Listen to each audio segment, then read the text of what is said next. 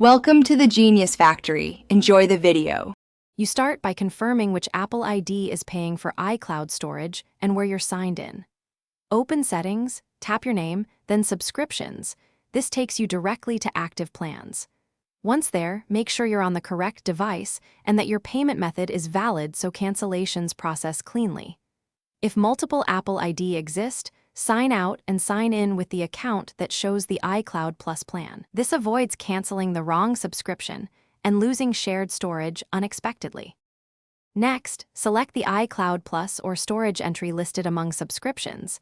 This shows monthly renewal and plan details. Tap Cancel Subscription to stop future charges or choose downgrade options and pick the free 5 GB tier if you want to keep some storage but avoid payments. Confirm the action when prompted. Apple preserves your paid storage until the current billing period ends. Make sure to note that expiration date so you can download or offload data before space is reduced and syncing stops. Finalize by reviewing purchase history in settings to confirm upcoming charges were canceled and that no unexpected renewal occurred. If cancellation fails, sign out of the Apple ID and sign back in, or update the payment method briefly to clear billing errors, then retry cancellation. This often resolves server-side glitches. Make sure you download or move files before the paid period ends to avoid data loss.